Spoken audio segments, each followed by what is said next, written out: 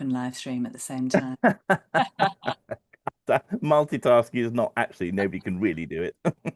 Not at all, not at all. Hello, hello, everybody. Wow, we've got people from all over. Fantastic. This has been a very popular subject, and I knew that it would be. So today we are joined by James Buist, who is a financial modeler. He's based in London, hence the late night here in Sydney. But we've got people joining us from all over, and of course, those who can't make it will be watching the recording. So thank you so much, James, for joining us. I first, well, you've been in the financial modeling community for a while, and you did a webinar recently for FMI. You are a certified financial modeler, as am I, which is fantastic, and part of the financial modeling community. So welcome, James. Tell us all about yourself. Thank you, Danielle. Thank you, and welcome to everybody from all over the place. I won't say morning, afternoon, or evening because it'll do all of the above. I I'm James. I started using Excel in 1990 as an Apple authorized trainer on Excel. Wow, Excel 4.0. I moved to Hong Kong in 1994, and as a financial analyst, I dived deep into building valuation models for major listed companies and consolidation aggregation models, you name it, I built it. And I got my CFA charter in 1998. But came back to the UK in 2016 and I carried on building, but more for finance departments and small investment funds and things like that. But when the dynamic arrays rolled out, well, I got really excited. I fell in love with them and started going deep into all that. So I do work for early stage ventures, a large accounting firm, project finance department, and some billion-dollar hedge funds, which I do consultancy for. But a year ago, I took it upon myself to build a complete template model in fully with dynamic arrays. And I set the bar high because I wanted to have a rolling model that could handle live actuals on the forecasts, variable historic and forecast periods, flexible historic and current accounting periods, so we can have more than 12 months in a year, etc., if needs be, and handle multiple entities in different currencies with different year ends. So that's pretty much. Oh, Um, it's a so lot. today I'm going to share with you some of what I learned along this journey because I did hit a number of hurdles which had a lot of figuring out to do. The files are, I'm working off a file which is available to everyone on this webinar. And I'm going to kick right over onto that now. So here we Well, are. I have Typical just finance. popped Yeah, it onto the chat, a link so that you can follow along. For those of you who are getting the recording, you'll get a copy of the file. So yes, let us know if you're not able to download that, but we will make that available for those who have registered. great. So typical financial model. I've got an input section, all color coded, Are you and I sharing, got James? Are you, oh are you sugar, sharing? sugar, sugar, sugar, sugar. Sharing. You're right. I'm not sharing. Um, good point. Am I sharing now? Not yet, not yet. Share. I've got Yes, Zoom. you I've got are. the share Yeah, button. yeah. I've got to There hit we the are. share button There as it well. is. Sorry. There it is. Yeah, I'm a Teams Happens to person. the best of us. I have done it more times than I can count. So here we are, an input page with it all color coded for the inputs, samples where I've got some of the schedules, which I'm going to go through with you, a report page where I'm summarizing some information, and a notes page, which is the most important bit, which gives each of the functions I'm going to talk about or the formulas I'm going to talk about with a description beside them and color coded for what I think is easy, okay, hard, and very hard. So I'm going to start in the samples page with a typical section of most financial models, which I have as a standard on template for pretty much everything I do. And I'm going to go through the green stuff very quickly because it's very standard. And I'm also going to assume that everybody on this webinar has an idea of how all the key dynamic array functions work. So I'm not really going to explain all the standard functions. I'm going to show Good you how we assumption. can use Yep. them. Yeah. So obviously, this is the main part, the period counter. Now we've got a period set up, historic, current, and forecast year periods with a number of months in each of them is calculating, and the number of months I want. I've just determined how many months I want in each period, and that gives me the number of periods. So I can simply add all those together, get 32, and I got a counter. The entire model is now driven off this counter of 1 to 32 and everything will drive off that. So I'm going to go through the next lot quite quickly. Months in period. quite straightforward. We've got the months in the period. All we're doing here is we've got three periods and we're creating three sequences. I'm not augmenting them. They're just repeating. So that's the way of doing using a sequence. So I've got four threes repeated and I'm H stacking them together to give me the entire time period of the model. And then I'm adding these up because I want the cumulative months. So along the cumulative months. And this I put in yellow because it's a scan function. The scan function is a little bit more complicated than a lot of the more basic functions. And I'm going to explain it in a little detail here, simply because I'm going to use it in various ways going forward. But this is in the most basic form, which you will see is where you're just using it to aggregate or do accumulation. And the scan function works by having two inputs. One is what we call the accumulator, and one is the value. So here, I'm setting the parameters. The accumulator starts off at 0. We haven't got an opening balance, but the accumulator is 0. And the array is this array of months in period, which I want to add up. What happens is when we pass the values in, we're doing an operation on them, the sum, and we're adding them together. The accumulator starts off at 0. The V is 3 because it's coming from here. So 3 plus 0 is 3, and the output is 3. Now, the value 3 then goes into the accumulator. The scan function stores that in the accumulator and moves on to the next one. So now the accumulator is 3 and the V is 3. So added together, we get 6. And that carries on like that. So the key thing with the scan function is that the value you've just created gets put into the accumulator for the next calculation, and that's paramount for how we're going to do a lot of stuff going on in this seminar webinar. Then at the top, I'm just doing quick my periods, end of month. This unary operator is quite important. I use that a lot of times. It forces any value to be a number. Sometimes with end of month, when you pass it dates and things like that, it doesn't treat them as a proper number, and therefore you get a value error. So if you put this in front of it, you'll always get it working. And going up the starter period here, various ways I could do that. You might be wondering why I've done this way. Again, I'm trying to show you different ways of doing things and tools that we can use throughout this model to do things in a little bit more advanced way. So this situation, what I'm doing here is in order to get the start of the month, instead of using the end of month and going back and adding one, I'm H stacking. I'm shunting the array. Basically, I'm taking this array here of the end of month, end of period, and I'm shunting it to the right one. But obviously, the starting value needs to be added onto that. So I'm doing an H stack to add that onto this array and shunting them all to the right. And that's where it starts. Because Okay, I end up with, different. I yes? would not have thought to do it like that. Very cool. You'll see how useful it is in a lot Nice. of I areas. love We're going it. to I use love this. it. So this is a shunt. And then obviously we end up with an extra element, but we don't need the last one, so we just drop it. Okay, and so that will then now give us the 31st of May and the 31st of August, of which we add one on, and we get the 1st of June, 1st of September. So that's the way of doing that. Cool. So there we are. And then the flags down here. Flags down here. Again, I like these at the top. The important thing is try not to use if statements if you can, because they're much heavier to calculate. So basic logic will do the same thing. And here I'm just doing two trues. If they come out as true, if they're both true, a true times a true is a true. But when you do maths on Boolean algebra in Excel, it forces it into a number, so it becomes a one. So a one or a zero. And that's that. So 7. Start of the financial year. Again, basic logic here. Now, this is a good example of where the true becomes a one. If I take that unary operator out, they all become trues and falses. So, because this is just logic, it's just when the month of the year end is equal to the current month up here, it's going to give me, or the month of the start is going to give me the value I want. So I use unary because I like the ones and zeros. And this is the same concept down here.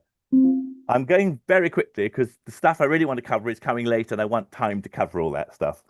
Yep. So again, calendar year start, just use the date function. But of course, you can just slap an array into the normal functions that you have in Excel, and most of them will just work automatically. You'll see here I've got a reference to the end of month. I'm using named ranges. I have everything defined on my inputs page. It's always a good idea to not hard code anything. Don't put a 12 in here, but reference it to something so you know what it is. I always prefix my workbook scope names with a double A underscore because it makes it easy. First of all, I want to find them. They pop up and I'm not confused with anything else in that list that I'm going to find. And also I can do global replaces And I'm not, if I call it year and I've got labels called year, now to replace, I'm going to replace all the year labels. Having it unique with a prefix means that you don't mess up searches and finds and things like that. So I do that just as a hint.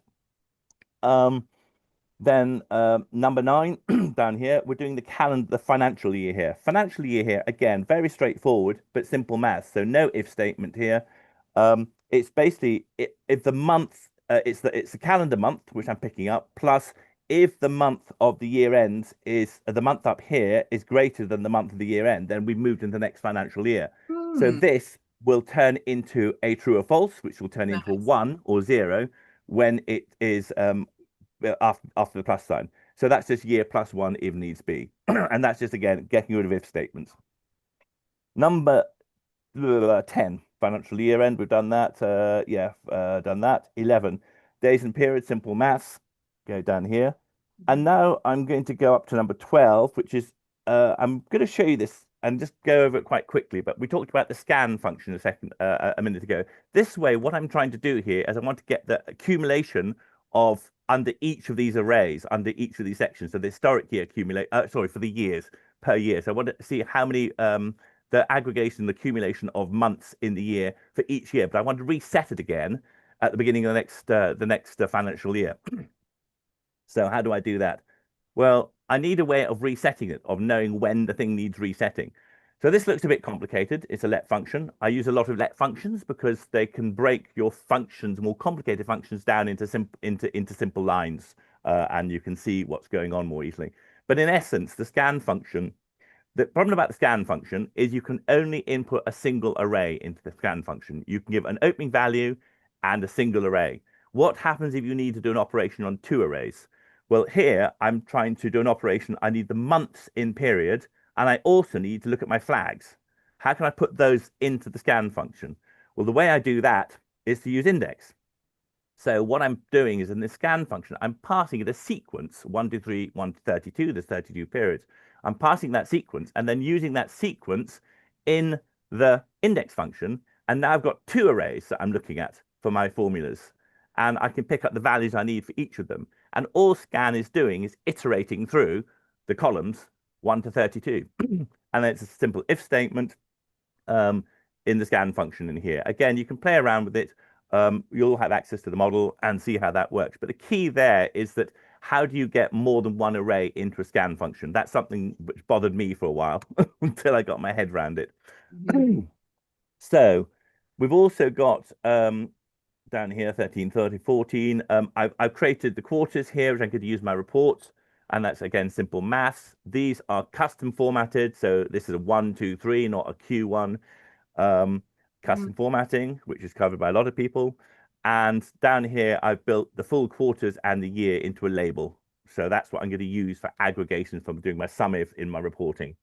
I'm going to look at this one up here, start of financial alt, just a little one, because we're going to use this again, this concept again. So what I've done here is another way of figuring out when something changes. Obviously, start of the financial year, it goes from 24 to 25 to 26.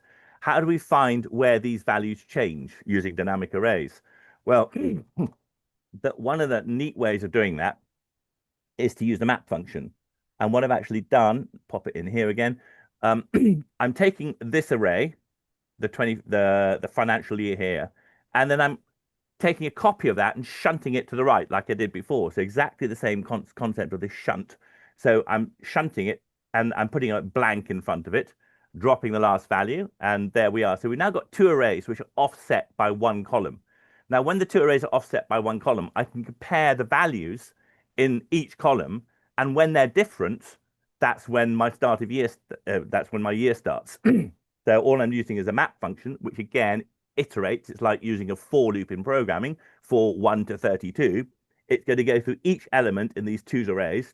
It's going to, and as it goes through, each element becomes X and Y one at a time, 32 times. And the X and Y, I can do the maths on it and say, obviously, if X is Y, give me a 0, i.e., the years are the same. 24 is equal to 24. Don't change it. And if it's different, give me a 1. And that gives me my start of year flag. So again, it's another technique to use, but often you can't use the basic techniques in situations. So you need to use something which is a bit more complicated.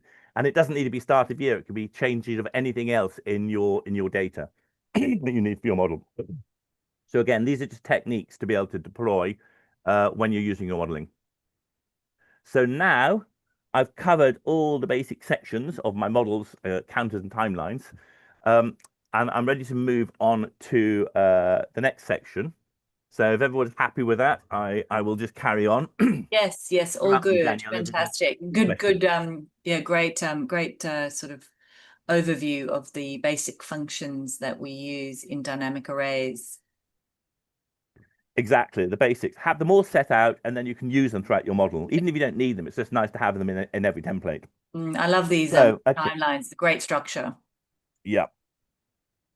Okay, so now what we've got here is I've got down here my inputs, a number of units set up like that. So we've got the units. So this is well, yeah, like a schedule. So we're saying that in 24 we're going to have two units added every month.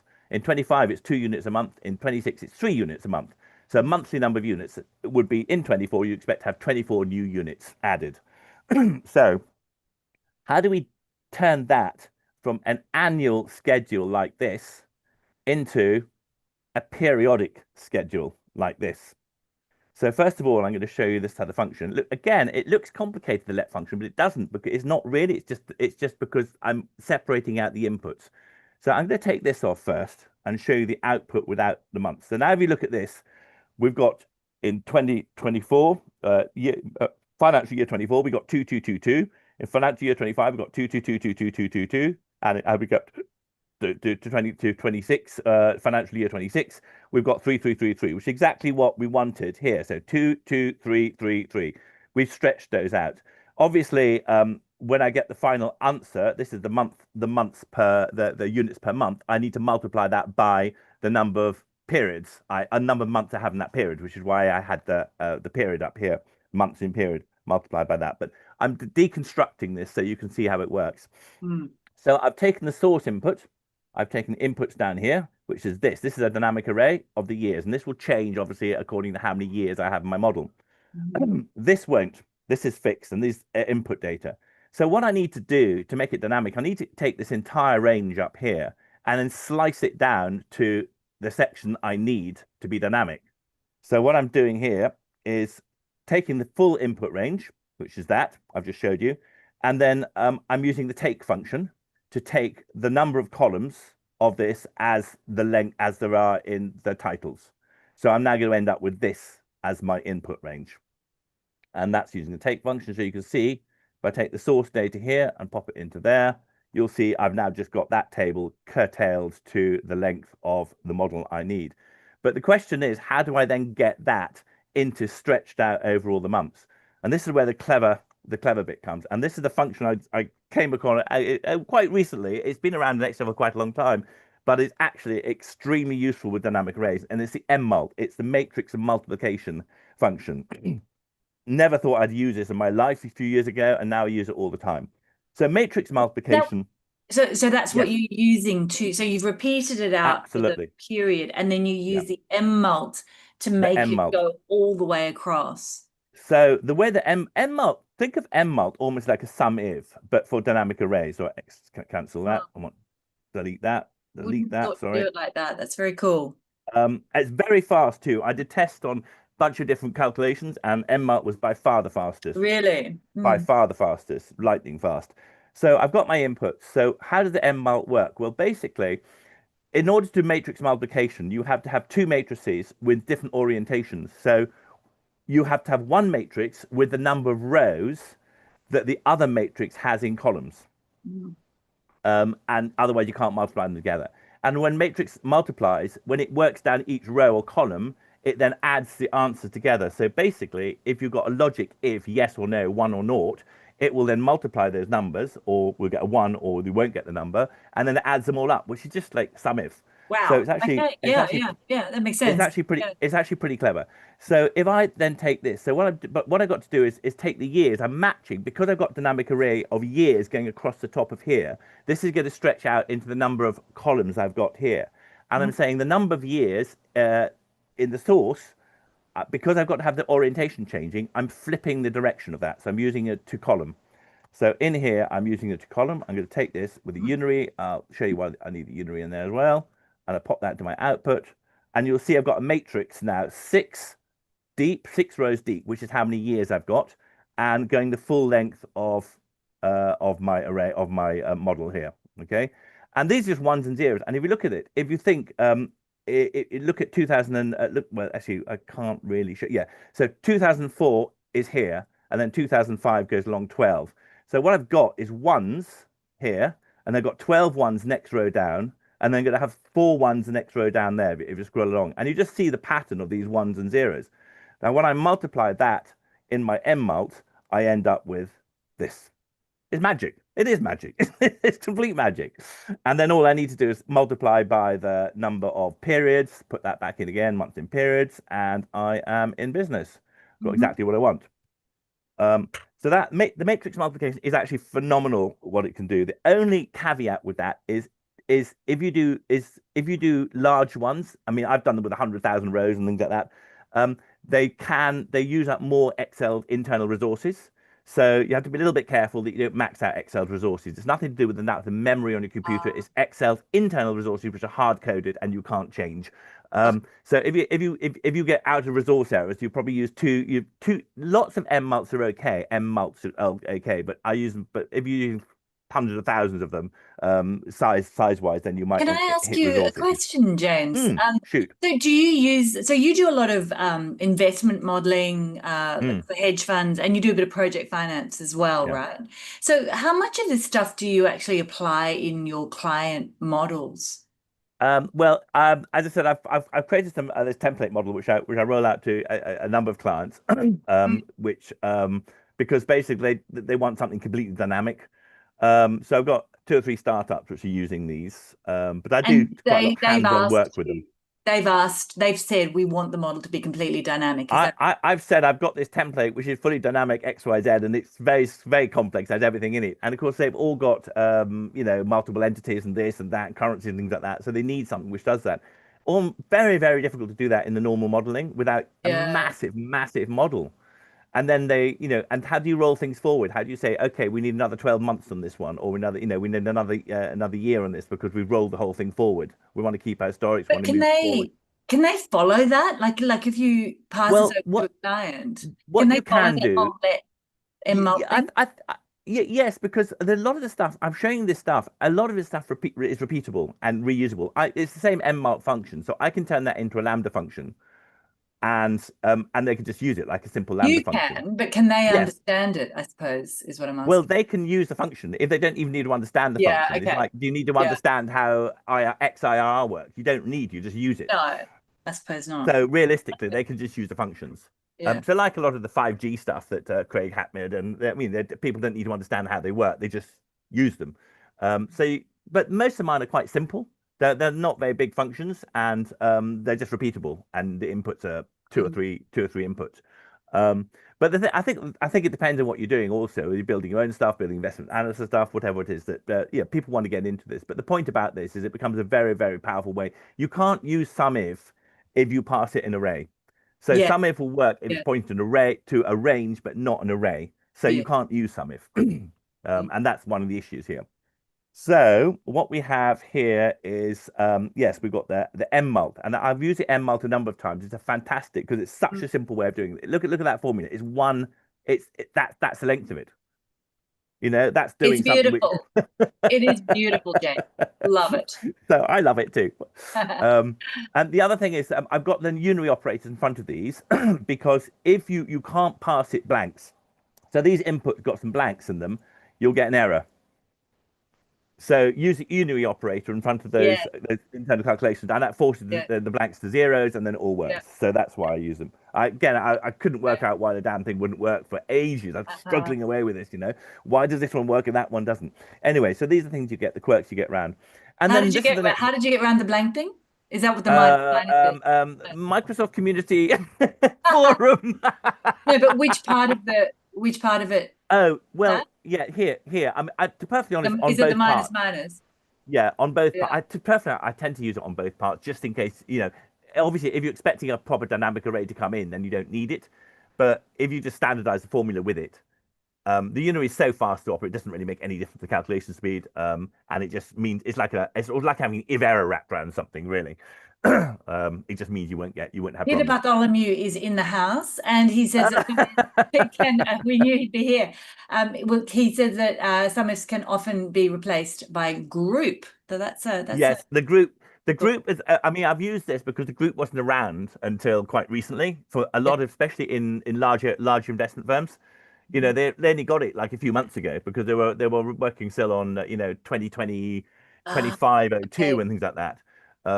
So yeah, you've got to roll with the times sometimes. But the MLT is very, very flexible. So what we've got here now is this Sorry, is group by, another group by. yeah, Mm, of course. Sorry. the group by exactly.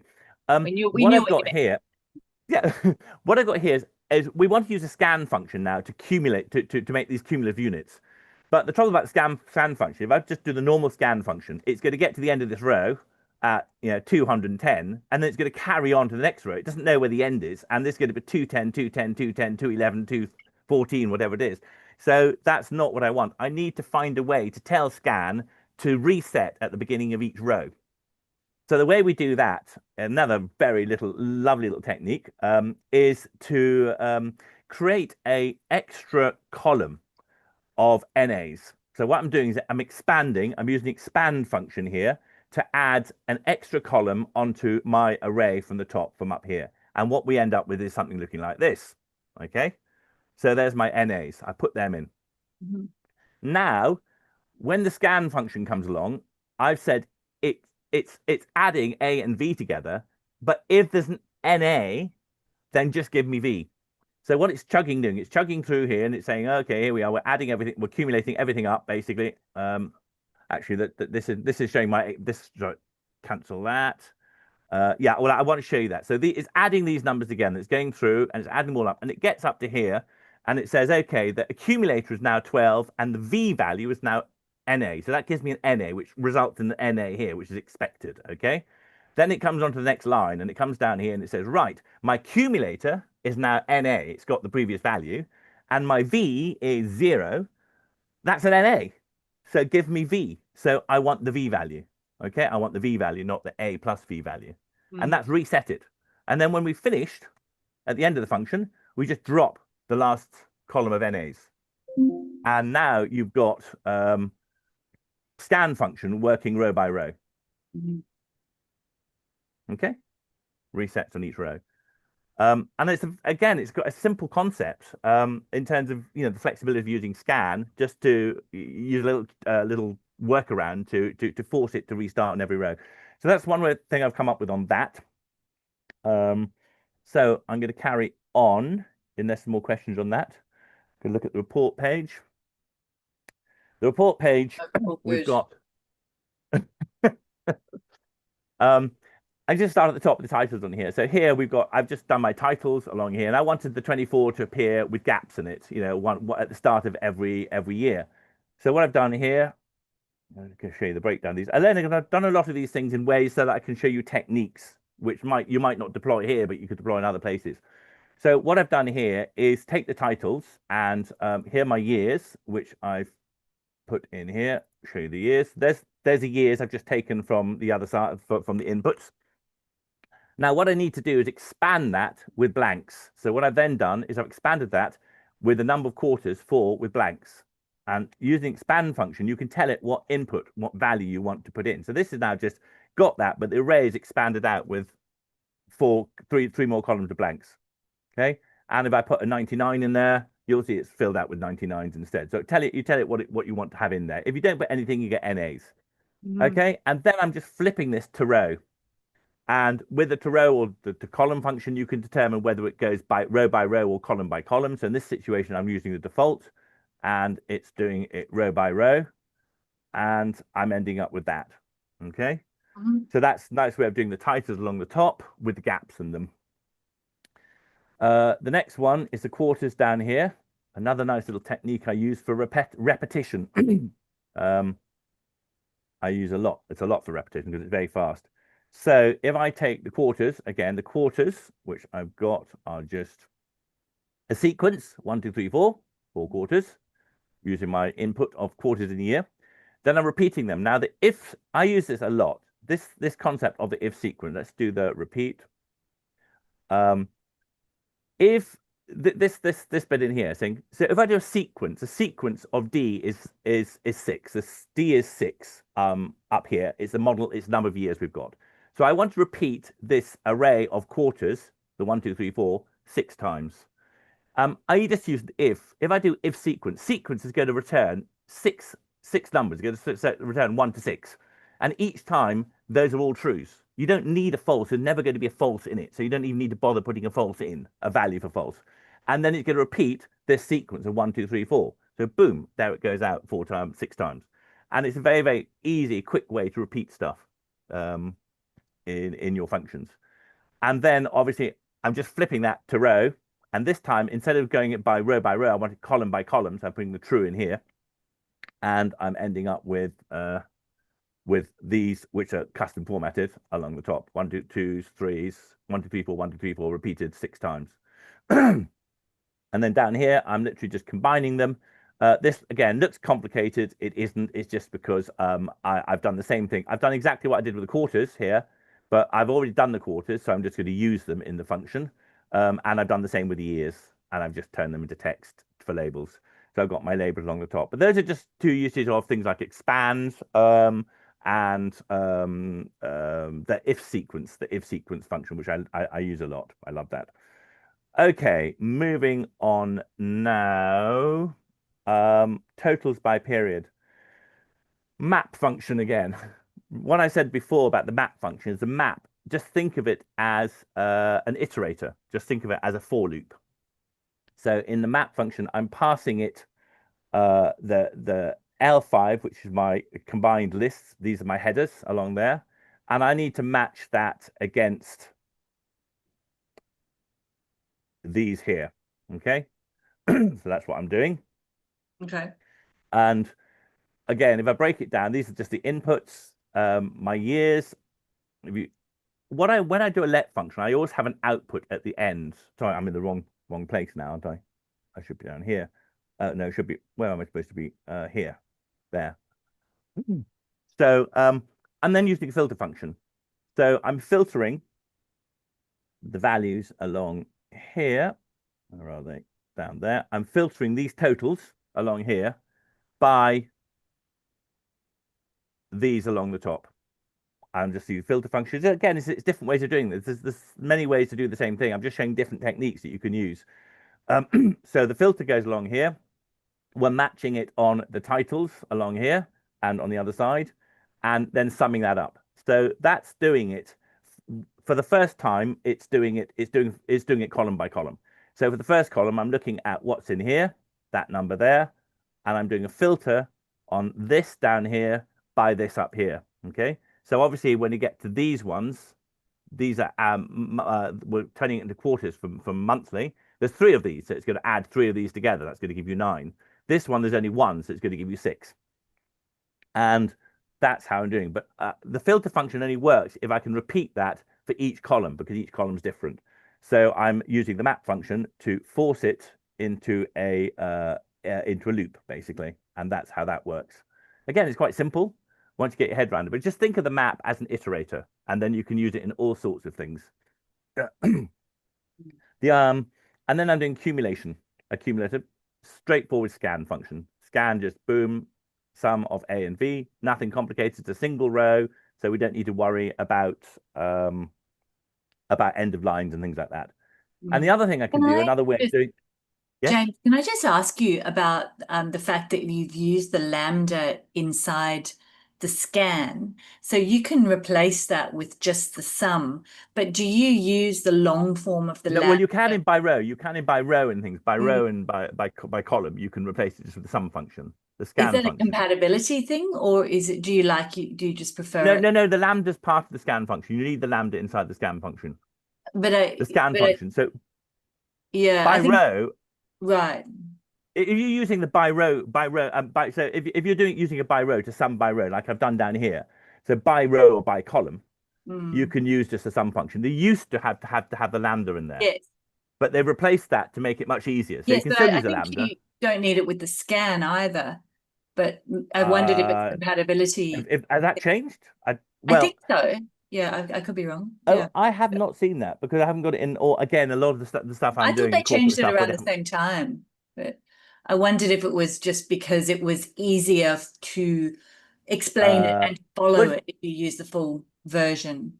the path though is I haven't to path I haven't seen that, but I then I think haven't if been you just looking put a for it. sum instead of that, Function. Oh, you're right. You're right. Function. give it a go. Function. If You're right. So, you just type sum, yeah, see if that works.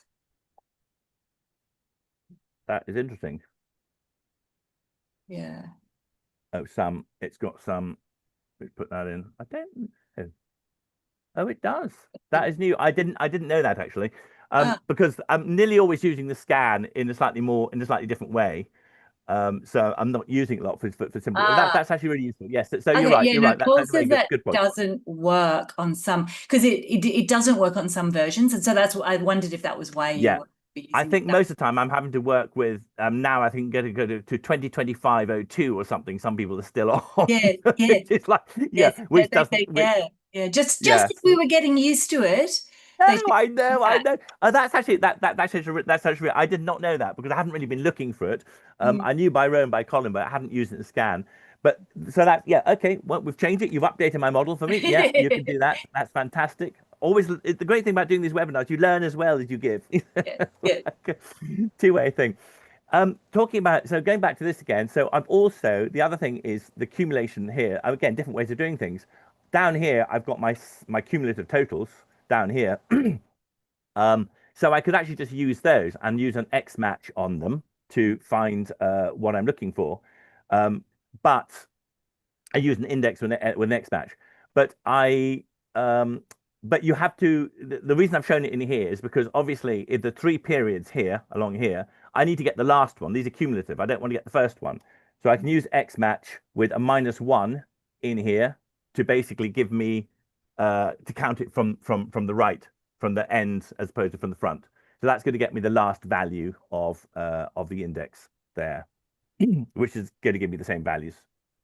Should give me the same values. What have I done? I've changed. That's what have I done? Well, it was right. Have I thrown you I'm, off? it's like I'm looking at this one. I Just got ignore that. me. Oh, I tell you what, because I'm in manual calculation, I forgot. I'm in Ah, manual calculation because then I can move around the screen and then show you the changes rather than having it yeah. happen instantly before you can see. So I normally do the manual calculation. So yes, they are the same. They do add up. That got me. Okay, so let's move on. So we've got now what have we got? We've done these. So now how do you do this in a row by row section? Mm. So I've got my units added in my report. I need to, again, sum if again. So I've just used my mmult. I've done exactly the same thing I used before, and you can see it's almost identical. I'm just doing the mmult on, yeah, but these values here, the values along the top of here are my comparisons, and then obviously the array, the array here are my inputs, basically. Sorry, the array here are my inputs. And mmult again, I've sort of explained that, and that works, and it just does it. It's magic. So just like I can't explain. I don't want to go into matrix multiplication. I remember doing that in primary school. I don't think I really want to go back and do it again. Well, I'm sure someone like Peter could give a perfect explanation of it. It just works. Trust me. So we've got the mmult again. So you see, I'm actually using some of these things in almost the same way or in slightly different ways, slight variants Mm. throughout the model. So you don't actually need to know 101 techniques. You just need to know a few little tricks which you can then deploy multiple times in slightly variant ways. And that's again what I'm trying to illustrate on this session today. So the cumulative units, we've done this already. This is exactly the same thing. We've got a multi-row one. We want to accumulate, and I'm using the scan and the drop with the if NA in it. So I don't think Microsoft have a default function to go in for this bit.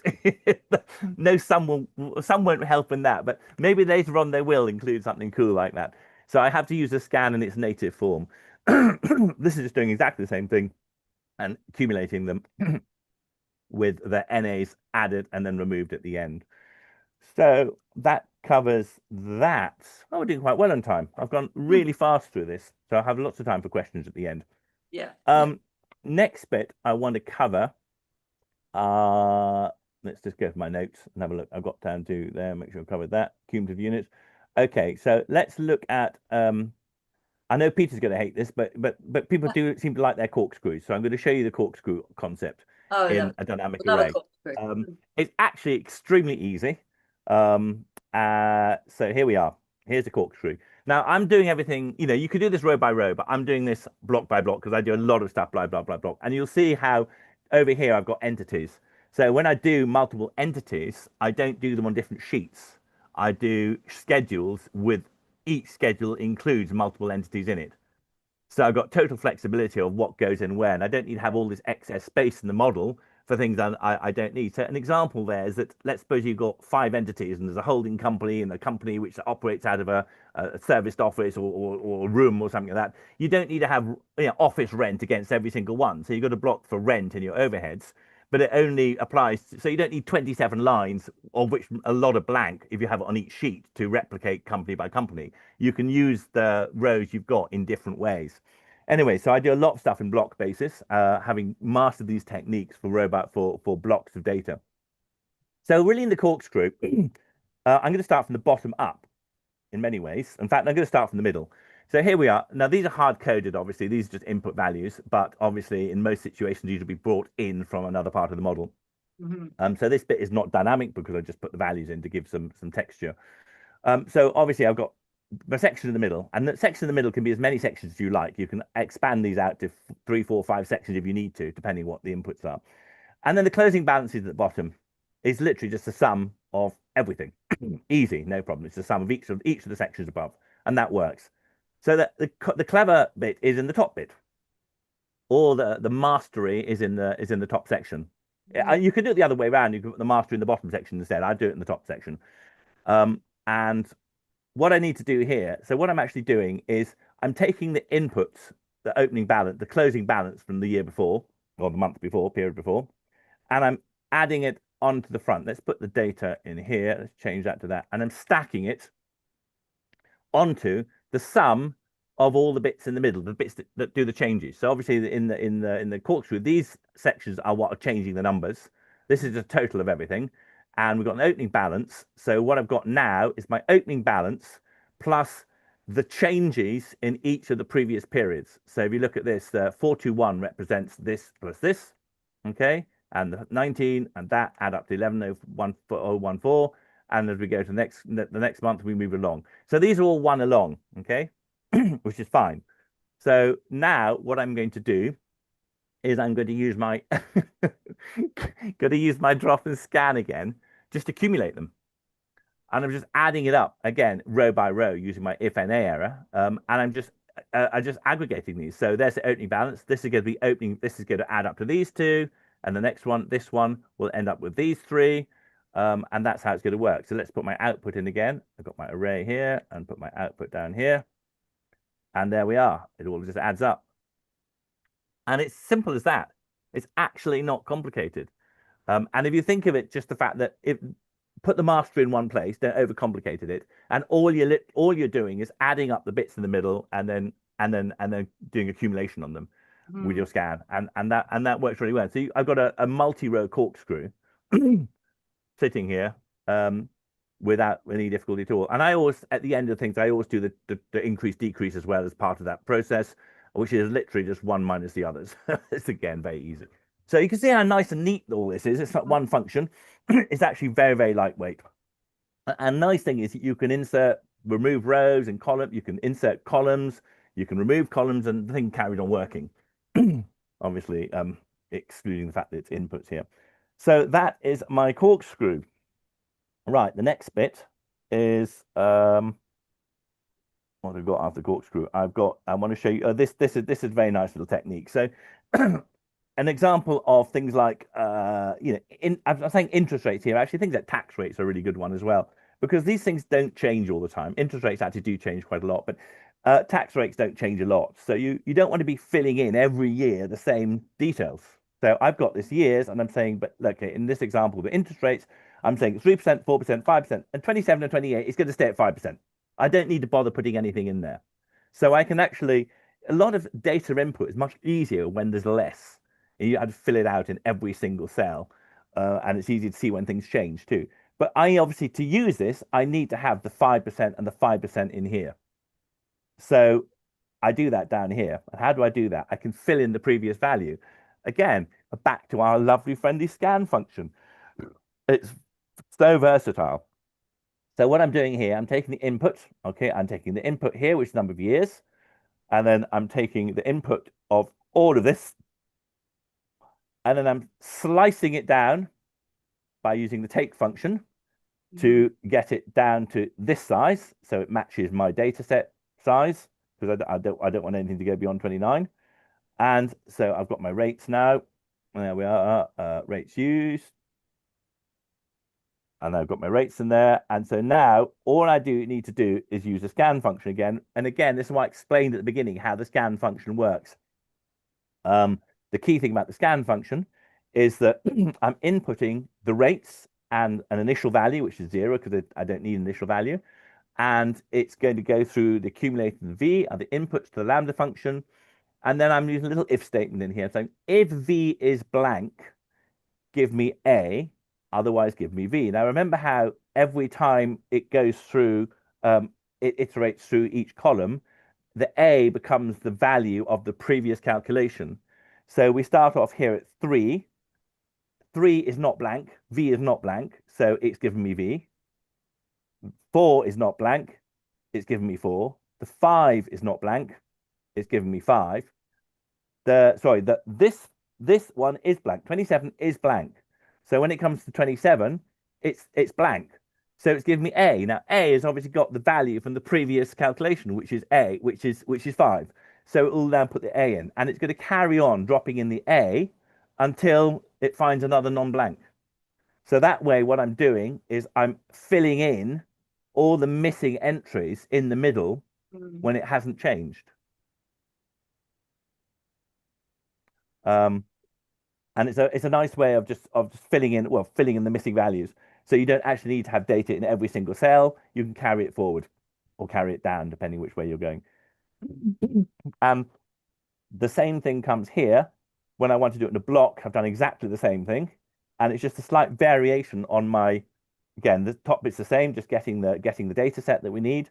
I'm using the drop scan and the if NA. So the only difference between this one and this one is that when it's blank, if it's blank, I need to do a check to see if there's an NA in there, Mhm.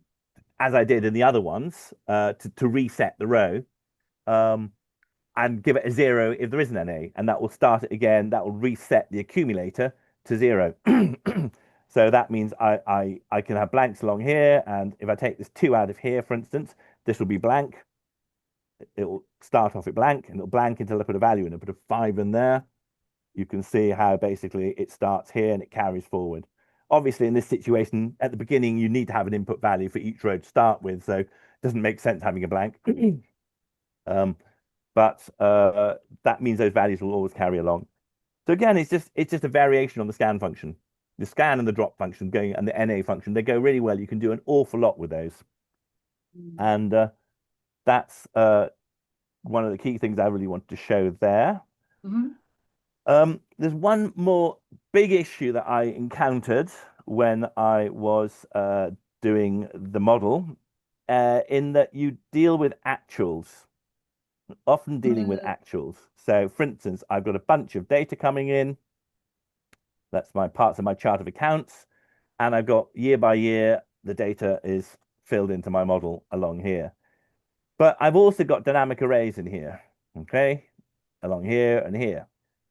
So I can use the filter. I like using filter. Filter is a great function in Excel. So I can filter this data and I can, filter it by different codes if I want to. Let's just to 130, for instance. I can filter the data so you can review the data and do it. But you can't do that. What you can't do is sort it. If I go up here and say, well, I want to sort it the other way around. I want to sort largest to smallest. You can't. And then all your Error. Okay. bullshit all over. So Yeah. how do we solve that one? Well, again, we solve that one by not having the dynamic array in the top cell here, but put it into the title and use a switch to turn it on and off. So in here, I've basically got the dynamic arrays in the titles using an H stack. Now I've created a lambda function for this, but Mhm. all the lambda function is doing really is H stacking these two. It's got the title, graduate, and it's got the function that I need to use down here. Mm. Um, and then it's saying, and then there's a switch, input of a switch. The switch is 1 or 0. So basically, if the switch is 0, it's all in there, and if the switch is 1, then it's not. Then the function's not returning the H stack; it's just returning the title. Okay, so I do that. I've just got the title. Okay, it's turned off. Obviously, calculations are going to break in the process. You do your nice little sort, get your data into a nice format you want to do, have it, and then turn the switch back on again. Wow, So that's that's just a way of. very It's so efficient. annoying. Not, I mean, you can do VBA to do stuff, but you don't really want to be doing that. It's just Yeah. really handy to be able to be able to sort the data when it's in line with dynamic arrays. Uh-huh. um, so I use that as a means of doing that, and then you can mix and match your dynamic arrays with your data without and still use all the filter functions, things like that. Mm. So I have a little button I press basically, which turns it off, recalculates, and turns it on again. Cool. Um, I've actually gone through this extremely quickly. When I tried it Yeah, out no, that's yesterday, good. I ran out of time. Yeah, that's great. There's quite some interesting discussion going on in the chat about simplicity versus complexity and whether we would expect somebody to be able to follow the formulas or not and that sort of thing, which is really interesting. And Angela's made I the interesting comment to say that doing it like this reduces the risk of a user just typing over a single formula, which I do agree with. there's obviously an argument about this, but it's like with everything. I mean, we're talking now about kids going to school at the age of 5, and they open a book up and they swipe because they don't Ah, actually they yeah. don't haven't actually got used to them, and the problem is that as you go through, more and more people use it, then these things become more and more useful. So like in this one investment funds I've been doing training stuff with, I've got a number of users who've just jumped on the bandwagon with all this stuff. Now a lot of these people are using their own models. They're doing their own models. They're not sharing the models with other people. They're their own models. They're using all this stuff. Some of them are using all Yeah. the stuff. Some of them just don't even want to. Some of them are only just got off a pen and paper or an old manual. I remember back in 19 when I first started in Hong Kong and invested back in Hong Kong, there was a guy there in 1995, and he didn't have a spreadsheet. He did it by hand. He had one of those bits of paper where you write all the numbers and add it all up. You Yeah. know, like, people people move on, and I think the dynamic arrays are quite new now, and people are not very familiar with them. But the basic things like Well, drop they've been takes and all around those for a things. while, but Well, it takes yeah, a well, long time for it to become mainstream. I think it's becoming more and more mainstream, and more people are using them, and so people get used to seeing them, and then the flexibility moves up. And I think the problem is, I think on one of your seminars that you did, I remember you saying, and it's very hard to do a complete model in dynamic arrays. You can do lots of bits of it, but to That's do a right. complete Yeah. model, How do you find this? Because just every now and then I go, you know what? It's really complex. Like I do the whole thing dynamically. And then it's really like there's something that you simply can't do with a dynamic array, or if you did, it was incredibly complex. So how do you approach that? Like mixing dynamic and non-dynamic arrays is dangerous. And I'm always very reluctant to do that. well, it's a really tricky one, I think. I've sort of gone in whole hog, so I've got a couple of things which are maybe more, slightly more complex. So, for instance, I had a situation where I had all the input actual data, which was they said, oh, we're all going to have it in reporting currency. It's all going to be in GBP. Okay, so we did that, and then they said, oh no, we got a euro division now. We want to be able to input the thing straight from zero into the system in euros. So what I could do is I could literally just move the range around, and I put in a single function, which basically took the zero data. It turned it because zero data comes in on a month-to-month basis. It's cumulative through the year, all the P&L stuff is. So you got to look at the difference between the months, except at year end where you got to start at zero. So you've got to do that. You've also got different currency for basic things. So you're doing average currency rate for the P&L, and you're doing end of end of period for the balance sheet. And there's all these things. I just put them into a single let function. It was quite long. But the nice thing about it is that each section of the thing does one thing. So you can look at each bit and say, okay, that's what that does, that's what that does, that's what that, and you build it up. And that's the advantage of using let. That's why I use let a lot, because you can take it even just a simple, if you're doing an index match, you could literally separate the match out and then do the index with the match, as you typically would do. So you can break it down in a let function so people can see and analyze the bits of the formula. And I think that it's just going to move towards the people who just want to do their own thing and have it fully complex, and others where you're passing it on to clients, like the stuff I do with the project finance company, and they basically just want they're still, yeah, all the clients want to be on 2016. You can't even use dynamic arrays. Okay. So it's off the table. Off Wow. the Okay. table, exactly. So, Yeah. I think more and more people are going to become familiar with it. And but when you look at the speed and things you can do with them, the adoption is going to pick up. But I think this concept of going to the really complicated stuff, is you end up writing Lambda functions for people where they can just put the function in and not worry about how it works. Mm. Interesting And yeah. question from Michael that's just come through. How long does it take you to train a good modeler, like with somebody who's got an FMI credentials, to learn and apply dynamic arrays at this level, and then for you to be confident to deploy them in an investment bank without your supervision? How hard would that be? I think it depends very much on the person. I think, we're talking, especially when it comes to an investment bank. I mean, looking at an investment bank, it's like, I mean, most of the stuff that I'm working with is not basically, it are basically analysts and portfolio managers who have their own models or they share them within teams. Mm. So they're all familiar with what's in there. And more of them are getting into using the dynamic arrays because of the flexibility and the fact that you can update one bit of data. And some of the stuff I'm doing, they've got like 2,000 rows of data and like 400 columns, and they don't need to do any copy down. They don't need to copy down 1,000 rows and have if NAs and if error formulas in all this sort of stuff. They literally, the array is the size that it is. So pull a new data set in of Bloomberg tickers, boom, there's 450 today. The whole thing just calculates out, and they don't need to do anything. So they want to know how those things work because that saves them hours in a week. Mm. And I think this is the key thing is where you see the benefit. If you're a small business and it's quite complicated and it's just you on your own, you don't really understand the stuff, it's not going to have much time saving. But in situations where you can have the time saving, you either went to VBA to automate stuff, or now you can just use dynamic arrays, which are a lot easier in many ways than having to program stuff. And most people who program stuff in VBA write rubbish code anyway. So it's not dynamic in itself, something changes and it breaks. So I think there's more and more adoption coming. Yeah, yeah. Wow. Well, time flies. We are just about out of time now, James. That was absolutely amazing. Thank you so much. Was there anything else that you wanted to share with us before we sign off? Not really. Just if there are any other questions, I'm happy to give you Mm. forward to a transcript, and I'll reply to some of those and send it back, and it go out with an email. If Yeah. we haven't covered things. If they're not horrendously complex, like show me how to build a model. Oh, just one last one. Christos says, will array formulas replace goal seek? Wow, I can't see that happening personally. Well, I avoid goal seek. I mean, the amount of times people use goal seek, they don't need goal seek. Maths often, Well, okay, often okay. maths can solve it, and you end up with iterations that are taking hours to calculate, and you don't Yeah, even need it. So before you use goal good seek, point. Good just point. Yeah. think of maths. Use Chat GPT. See if you can do it by maths first. Uh-huh. Okay, okay. Wow. Okay, lots to think about. Thank you so much, James, for your generosity in sharing so much. That's an incredible file that you've shared with us. So thank you so much for that. Thank you, everybody, for all of your fantastic contributions. Yeah, and we've got another one coming up very soon. So thanks, everyone, and see you soon. And thank you for all tuning in. Thank you. Bye bye.